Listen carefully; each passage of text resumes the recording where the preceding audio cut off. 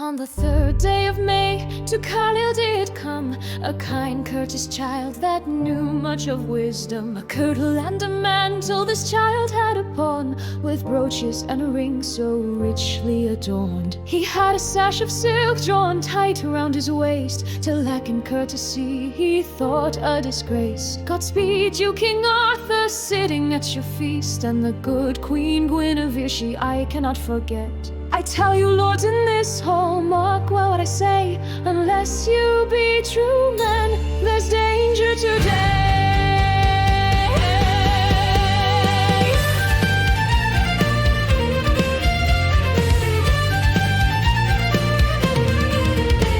He drew out from his pouch and lingered no more. He pulled forth a fine mantle held between two nutshells. Take this, King Arthur, and from me receive. Give it to your fair queen, just as it is weaved. It shall not fit any wife who once has done amiss. Then every knight in court began to fear for his. Forth came Queen Guinevere, to the mantle she did go. The lady, though proud, was now filled with woe. When she had taken the mantle, she stood as if mad. From head to toe it changed, like scissors had it slashed. At times it was red, then again turned green, then dark and ugly, poorly did it seem. At times it turned black and bore the worst hue. By my troth, said Arthur, I think you are not true. She threw down the mantle, bright once in sheen. Blushing red with shame, to her chamber she did flee. She cursed the weaver and the walker who the cloth had wrought, and wished vengeance on the man who to the court it brought. I'd rather be in a wood under a green tree than in King Arthur's hall, shame for all to see. Sir Kay called his lady and bade her draw near. If you be guilty, madam, step not too near. Forth came his lady bravely, and soon she boldly took the mantle, but she was undone. For when she put it on and wrapped it around, she stood bare before the court, exposed to all around.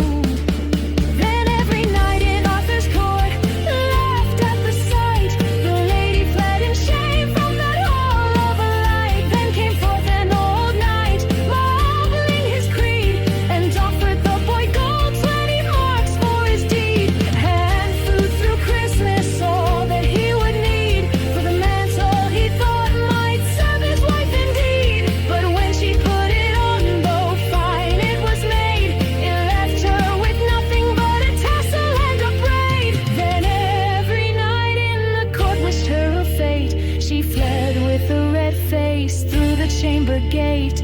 Craddock called his lady and asked her to try. Win this mantle, lady, give it not the lie. If you have done no wrong since you've been mine, take the mantle, dear, let its light shine.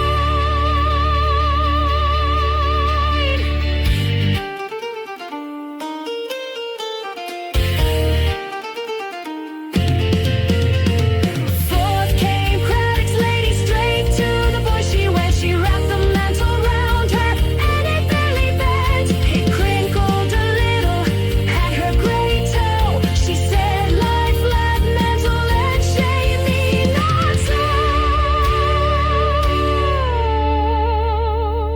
Once did I wrong, I'll not deny. I kissed Craddock beneath a green sky. I kissed him once before we wed. That's the only wrong I ever have said.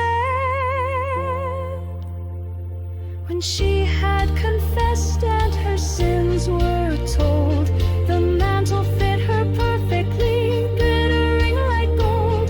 Then every knight in the hall beheld her with praise, as the cloth shone brightly in golden rays. Then spoke Queen Guinevere to Arthur the king.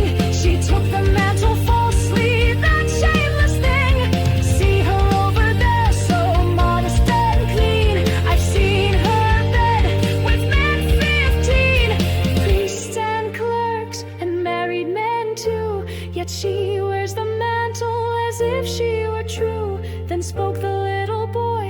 still held the cloak. King, chastise your wife, she speaks words too bold. She's a witch, a whore, a shameless scold, and in your